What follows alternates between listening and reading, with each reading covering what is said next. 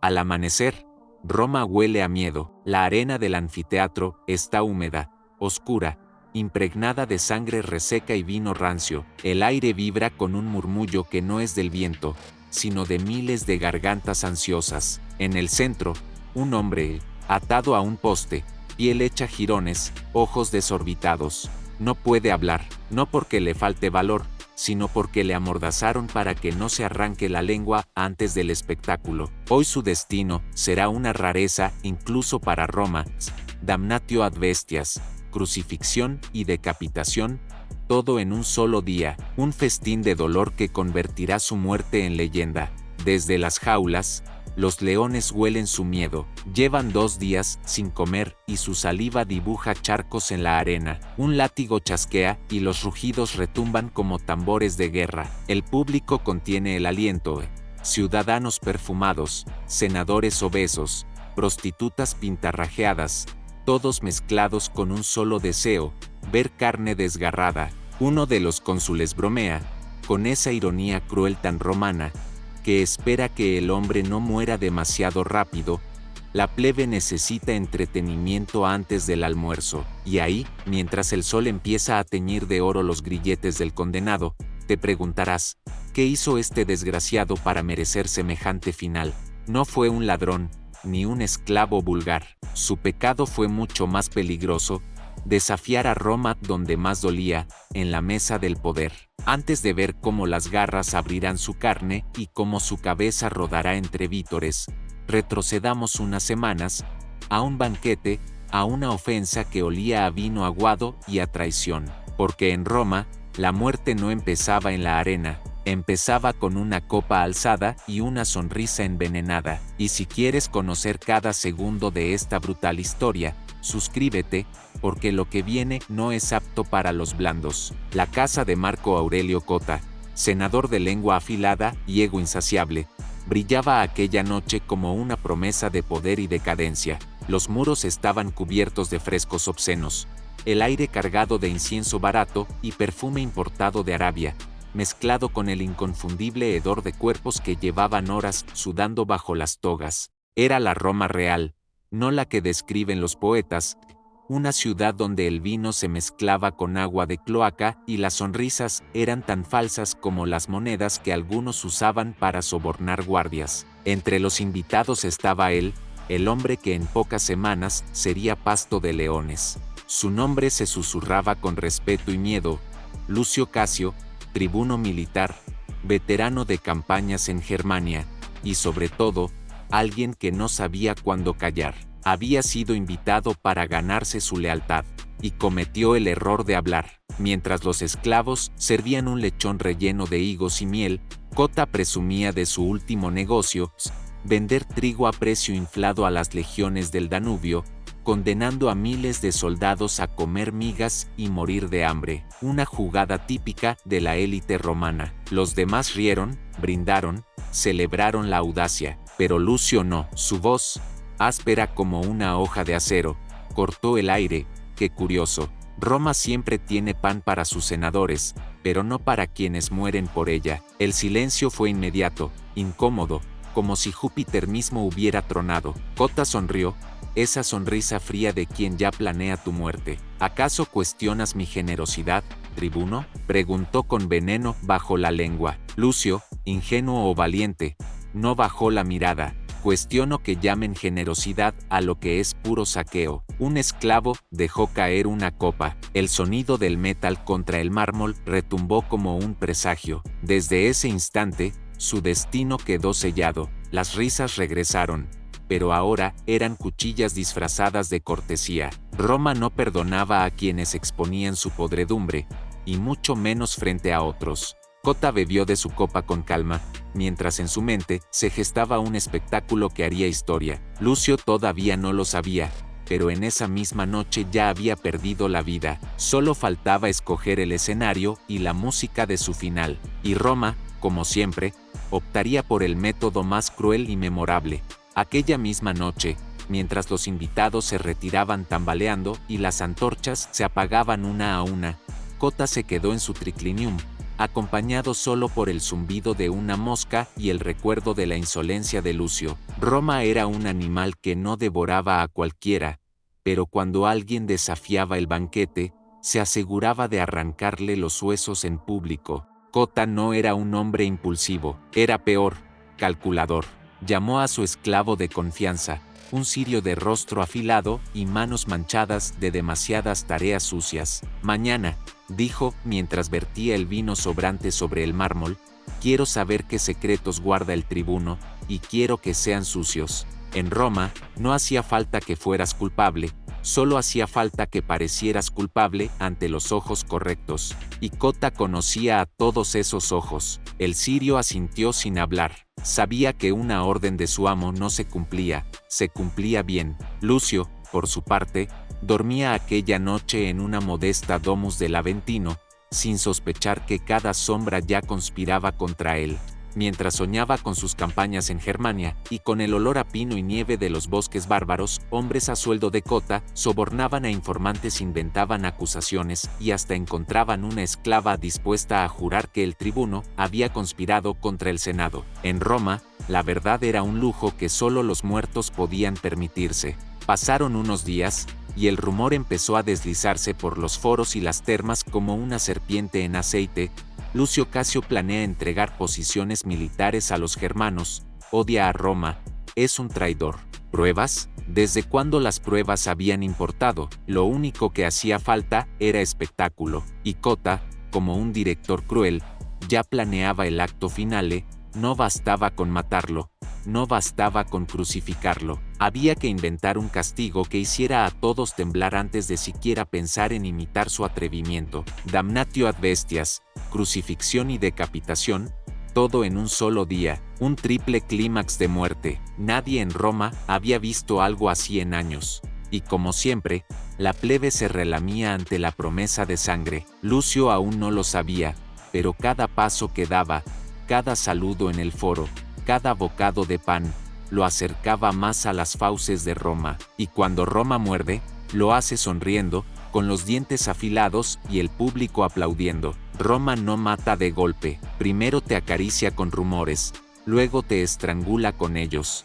Para Lucio, la ciudad comenzó a cambiar en cosas pequeñas, una mirada esquiva de un antiguo camarada, un saludo más frío de un centurión, el eco de su nombre en conversaciones que callaban cuando él aparecía. No era paranoia, era Roma afilando el cuchillo. Las acusaciones corrían como agua de cloaca, que Lucio había vendido información a tribus germánicas, que planeaba sublevar a su cohorte, incluso que había maldecido al emperador en un banquete, cosa imperdonable aunque fuera mentira. Nadie preguntaba de dónde salían tales rumores, porque en Roma, la verdad importaba menos que el espectáculo, y el espectáculo necesitaba un villano. Cota, por supuesto, movía los hilos con la precisión de un verdugo. Sobornó a 2 tribunos para que testificaran a una esclava para que llorara en público, diciendo que Lucio le había revelado secretos mientras ella compartía su lecho, y a un sacerdote menor para que declarara que los dioses estaban ofendidos con su insolencia.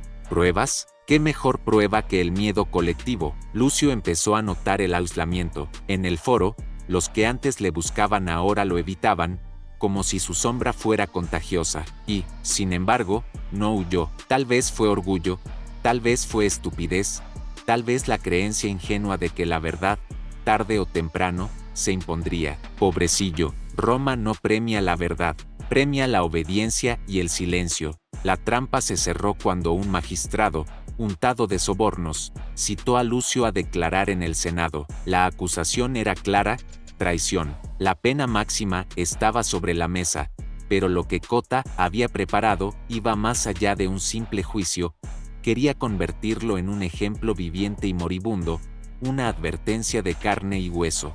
Mientras Lucio se dirigía al Senado en su toga de tribuno, aún sin entender que ya estaba muerto, en el anfiteatro comenzaban los preparativos: jaulas engrasadas, cruces levantadas, cuchillos afilados. Roma se relamía, el público pedía pan y circo. Cota les daría sangre, vísceras y un espectáculo tan brutal que quedaría grabado en las pesadillas de todos.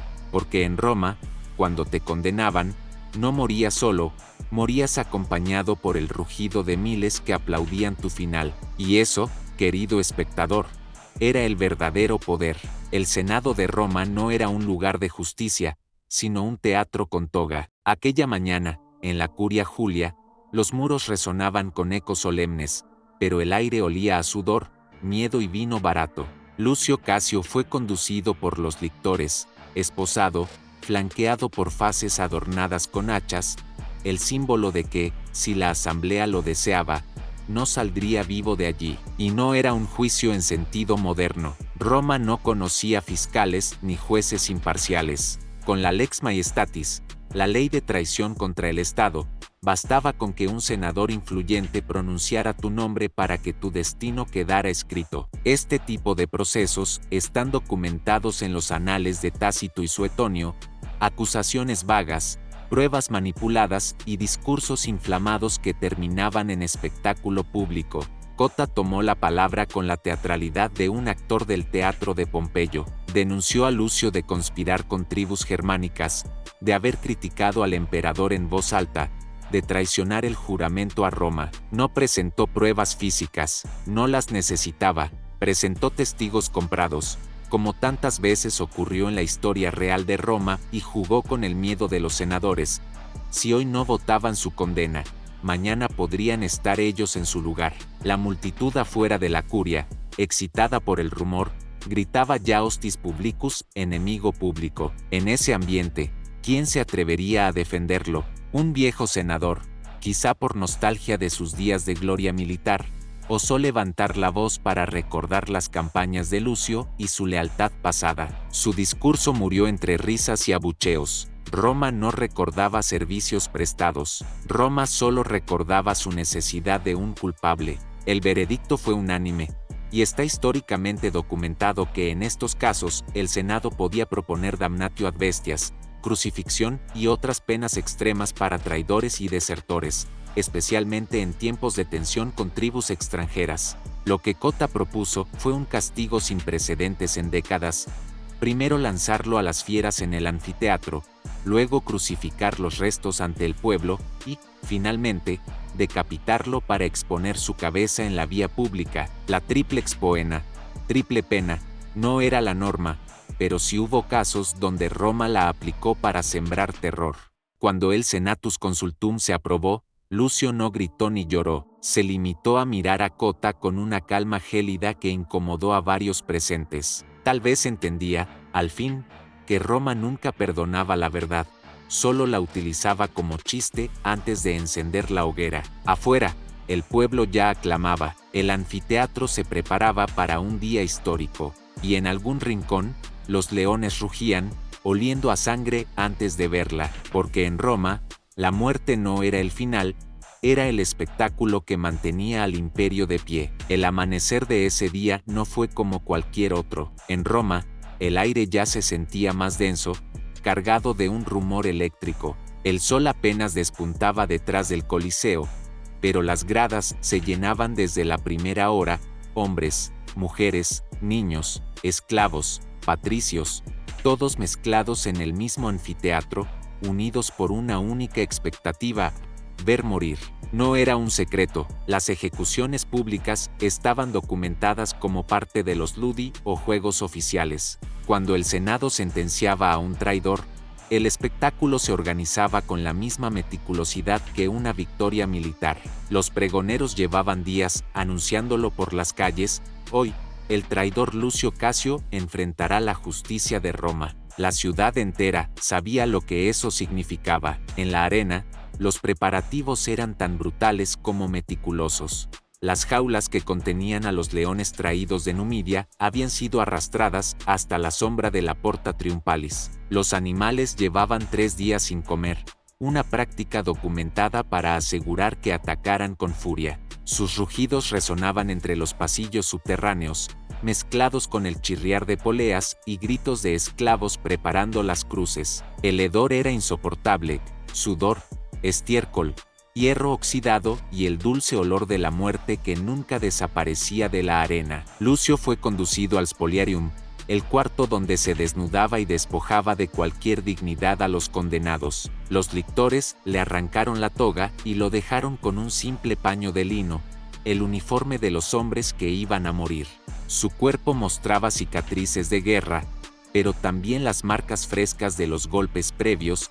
Era costumbre quebrar el orgullo del condenado antes de exponerlo. En la superficie, la multitud rugía con impaciencia. Los documentales modernos hablan de la panem circenses, pero vivirlo en carne propia era otra cosa. La plebe quería pan, sí, pero lo que realmente quería era sangre, vísceras, el recordatorio de que Roma podía aplastar a cualquiera. A media mañana, el editor del espectáculo, un magistrado designado para supervisar los juegos, dio la señal. Las trompetas sonaron graves, metálicas, y el portón de los condenados se abrió con un chirrido que heló la sangre. Lucio salió a la luz de la arena, encadenado, con la mirada fija, mientras decenas de miles lo observaban como buitres al borde de un banquete. Entre las sombras de los palcos, Cota sonrió satisfecho. No había pagado sobornos, comprado testigos y manipulado al Senado solo para matarlo. Lo había hecho para convertir su muerte en una obra maestra del miedo. Y Roma, oh Roma, se alimentaba de esas obras. Los rugidos de los leones se hicieron más cercanos, más graves. El público guardó silencio, esa pausa expectante antes del estallido.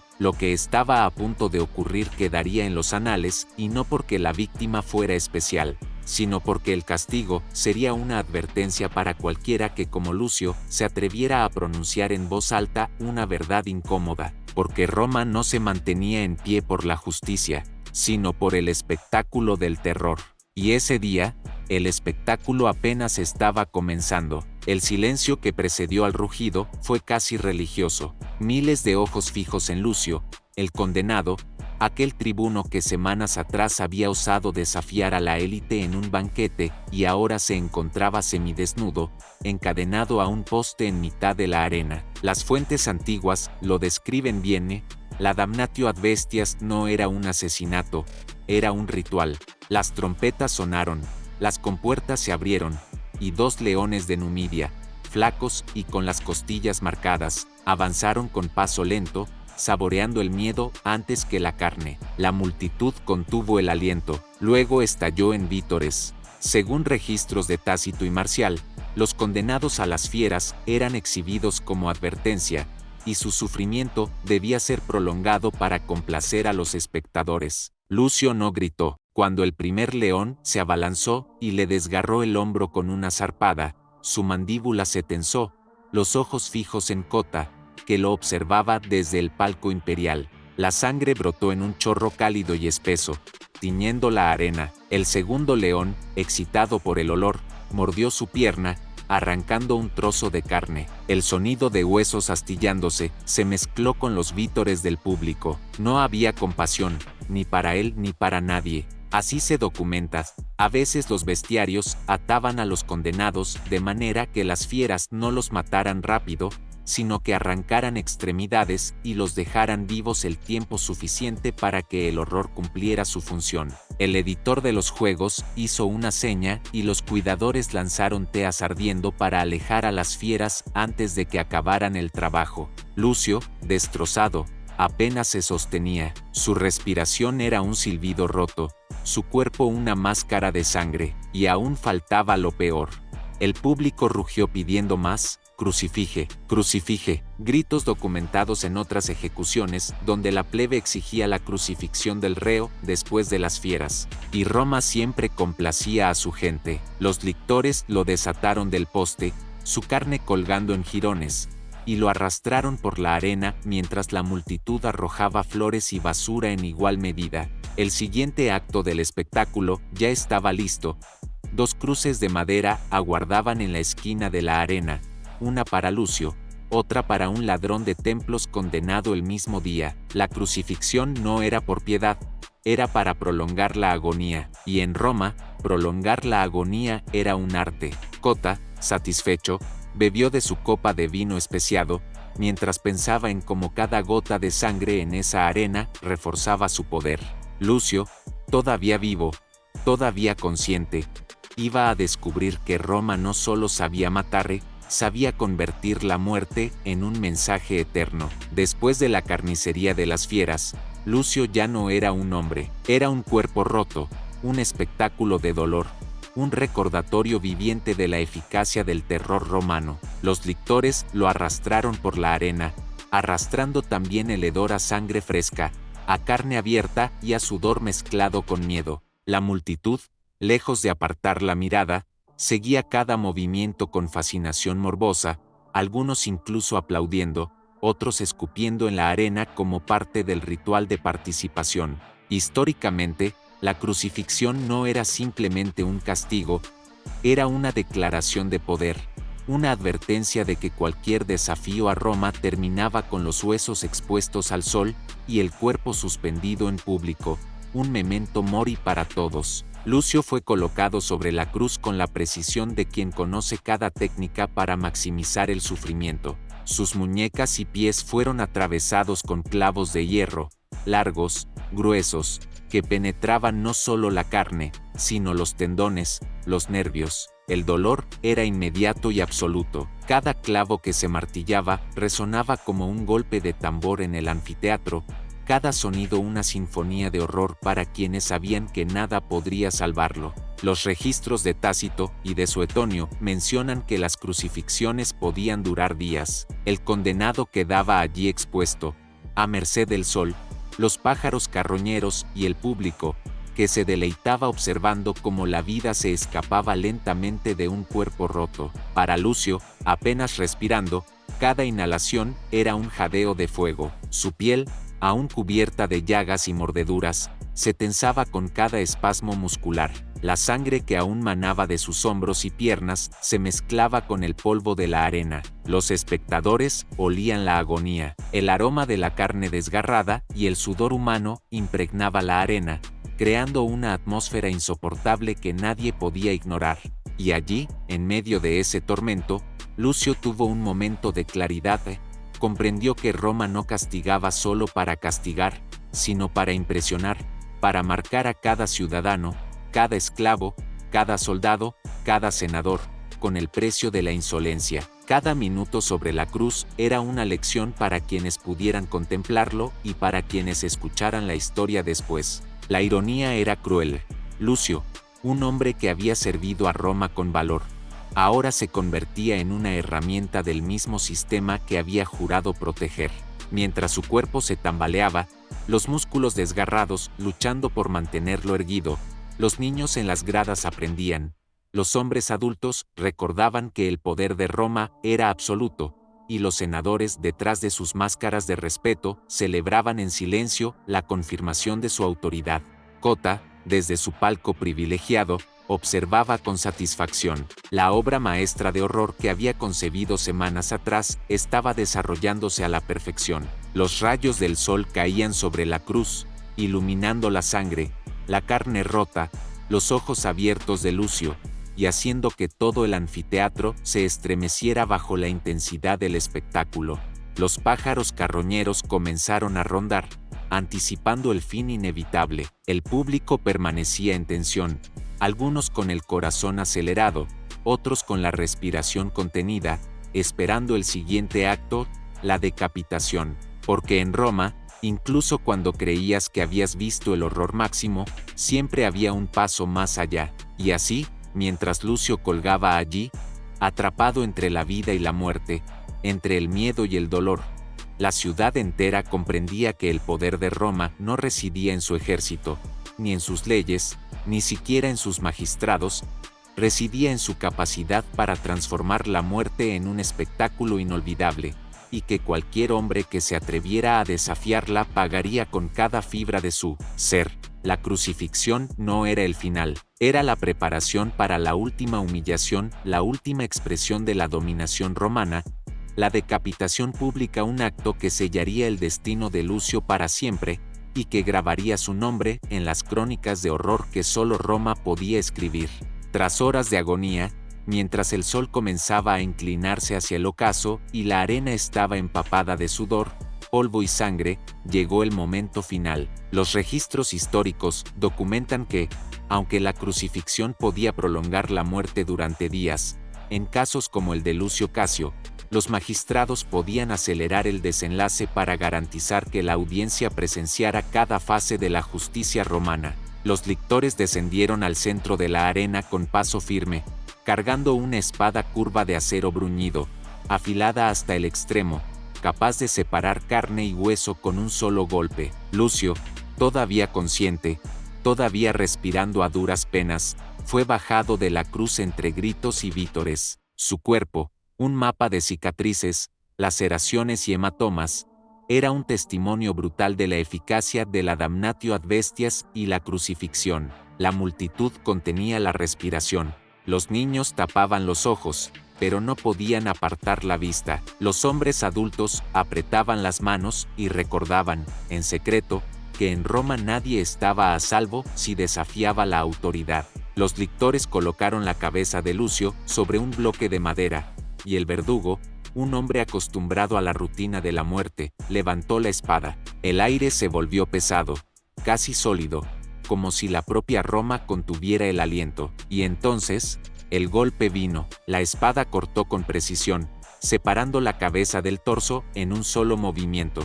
La multitud gritó, algunos de horror, otros de júbilo. El cuerpo fue arrastrado y quemado en un extremo de la arena, mientras la cabeza era mostrada sobre un poste en la vía principal tal como ordenaban las costumbres documentadas, para que cualquier ciudadano comerciante o esclavo que pasara supiera que la traición y la insolencia tenían un precio ineludible. Cota, desde su palco, bebió de su copa y sonrió con la frialdad de quien sabe que su venganza y su espectáculo habían alcanzado la perfección. Lucio Casio, quien había servido a Roma y osado cuestionar sus injusticias, se había convertido en un símbolo, una advertencia, un ejemplo que cruzaría generaciones. Y mientras el público comenzaba a dispersarse, el olor a sangre y hierro impregnaba las piedras del Coliseo, un recordatorio imborrable. Roma no necesitaba a los poetas ni a los historiadores para contar su historia. Su historia se escribía con carne, hueso y terror, y cada ejecución era un capítulo que grababa su poder absoluto en la memoria de todos. Porque en Roma, morir podía ser un arte, y Lucio Casio había sido pintado con los trazos más brutales y precisos posibles. Cuando la cabeza de Lucio Casio se alzó sobre el poste en la vía principal, la ciudad entera se estremeció. No fue un estremecimiento casual, fue un temblor social, un aviso que recorría calles, plazas y termas, que marcaba a cada ciudadano con la evidencia tangible del poder absoluto de Roma. La plebe murmuraba, algunos con temor, otros con fascinación mórbida, mientras los comerciantes del foro ajustaban el precio de sus productos y los esclavos bajaban la mirada recordando que desobedecer podía costar más que la vida, podía costar la memoria. El triple castigo, damnatio ad bestias, crucifixión y decapitación no era solo un método de ejecución, era un mensaje de arquitectura política. Roma no solo podía matar, podía convertir la muerte en espectáculo, en enseñanza, en terror organizado. Los documentos de la época, desde Tácito hasta Suetonio, reflejan que los senadores disfrutaban especialmente de estos episodios. La muerte de un traidor era tanto entretenimiento como recordatorio de la jerarquía inviolable del imperio. Para la familia de Lucio, el impacto fue inmediato y devastador. Sus parientes fueron objeto de miradas sospechosas, sus propiedades revisadas, sus sirvientes interrogados. Que un miembro de la familia de un condenado fuera cuestionado o humillado era costumbre documentada. Roma quería asegurarse de que el terror se multiplicara, que nadie olvidara que el desafío individual podía arrastrar consigo a toda una casa. En las casas patricias, los senadores comentaban la ejecución con una mezcla de satisfacción y cálculo político. Cota, en particular, se convirtió en una figura de admiración silenciosa. Su habilidad para manipular al Senado, organizar el castigo y garantizar que el espectáculo fuera completo elevaba su estatus sin necesidad de una guerra. Entre los espectadores se generó un efecto inesperado y documentado. Algunos hombres jóvenes, inspirados por el coraje y la resistencia de Lucio, comenzaron a murmurar sobre la injusticia, cuestionando la autoridad. Sin embargo, la vista del cuerpo crucificado y de la cabeza en el poste tenía un efecto inmediato de contención. El terror inhibía cualquier rebelión potencial. La historia de Lucio se convirtió en narrativa oral en tabernas y mercados, exagerada por los vendedores de historias y mezclada con rumores, hasta transformarse en una leyenda de advertencia que se contaba de generación en generación. Incluso los gladiadores y bestiarios aprendieron una lección. Roma podía decidir no solo su destino, sino el de cualquiera que cruzara su camino, y podía hacerlo de la manera más elaborada y cruel imaginable. Mientras tanto, en el anfiteatro, los restos de Lucio eran consumidos por el fuego, y el humo se elevaba mezclando su olor con la arena, la sangre y la humedad del día. Los historiadores romanos relatan que la visualización prolongada de la agonía del condenado servía para consolidar la obediencia de la masa y que el triple castigo, aunque extremo, no era único. Se documentaron casos similares de traidores que desafiaban al Senado o al emperador. Los cronistas describen la precisión y la meticulosidad de la planificación, desde la elección de los leones hasta la colocación de las cruces, cada detalle diseñado para que el dolor durara el tiempo suficiente para que el público absorbiera la lección. Y aquí es donde la crueldad de Roma se vuelve casi poética. La combinación de espectáculo, ritual y política convertía cada ejecución en una narrativa visible, un drama público donde cada grito, cada rugido, cada gota de sangre servía para educar, intimidar y consolidar la autoridad. Incluso los esclavos que habían participado en la logística de la ejecución, desde abrir las jaulas hasta sostener las cruces, comprendían que formaban parte de un engranaje mayor. La supervivencia dependía de la obediencia y del silencio. Roma enseñaba con el ejemplo, y ningún ciudadano, rico o pobre, podía ignorar su lección. Para Lucio, cada acto que le habían impuesto, cada mordida de león, cada clavo, cada golpe de espada, ya no tenía un sentido personal. Su sufrimiento se había convertido en patrimonio de la ciudad. La ejecución se había transformado en un monumento, y la memoria de su terror serviría durante años para demostrar que Roma no toleraba la insolencia. La narrativa histórica documentada muestra que estos castigos eran tan poderosos que incluso cuando los registros se perdían, las historias se transmitían oralmente, influyendo en la cultura, el comportamiento social y la manera en que los hombres y mujeres de Roma percibían la ley y el castigo. Y mientras la arena se vaciaba y el sol caía, dejando un rastro de humo, olor y polvo, se podía percibir que la ciudad misma respiraba con satisfacción. Cota sonreía no solo porque había ejecutado a un hombre, sino porque había escrito un capítulo más en la historia de Roma, un capítulo donde el poder, el miedo y el espectáculo se entrelazaban para recordar a todos quién controlaba la vida, la muerte y la memoria. Lucio Casio había dejado de ser un tribuno, un hombre, para convertirse en un símbolo, una lección de que en Roma, desafiar al sistema no se perdonaba, y que la ciudad era experta en convertir cada muerte en legado. La lección estaba clara: el horror, cuando es planeado y ejecutado con precisión, se transforma en arte, y Roma era la galería que todos debían contemplar. El día terminó, pero la ciudad de Roma nunca lo hizo. La arena, teñida de rojo y salpicada de restos, se convirtió en un monumento silencioso a la perfección del terror organizado. Los historiadores documentan que la ejecución de traidores de alto rango, aunque extraordinaria en brutalidad, tenía efectos duraderos, moldeaba comportamientos, recordaba a los ciudadanos que el poder no toleraba desafíos y establecía un precedente para generaciones. Los comerciantes, los artesanos y los esclavos que habían presenciado la triple pena hablaron durante meses de aquel espectáculo, cada relato adornado con detalles que intensificaban la historia, como si el horror necesitara multiplicarse para sobrevivir. La familia de Lucio Casio quedó marcada de por vida, sus propiedades se confiscaron, sus sirvientes fueron interrogados y humillados, y los descendientes cargaron con el estigma de la traición, tal como Tácito describe que ocurría en casos similares. La memoria del tribuno se convirtió en un recordatorio perpetuo de que la obediencia y la sumisión eran las verdaderas leyes de Roma, más allá de cualquier valor militar o mérito personal.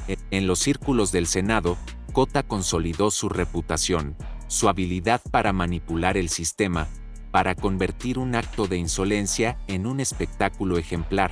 Le otorgó influencia, respeto y, sin duda, miedo silencioso entre sus pares. La ironía de todo esto no pasó desapercibida.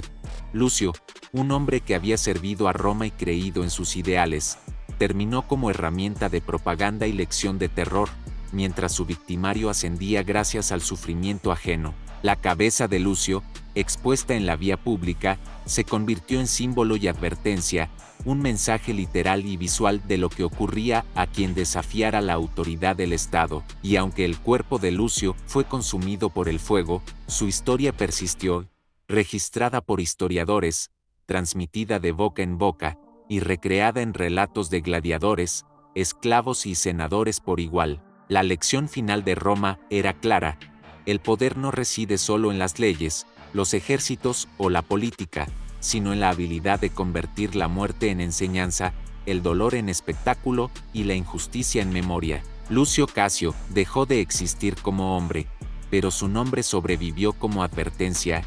Desafiar a Roma tenía un precio que no se medía en horas ni en días, sino en agonía prolongada y espectáculo público. Y así, mientras el sol se ocultaba sobre la ciudad eterna, la arena se enfriaba y el humo de la pira desaparecía.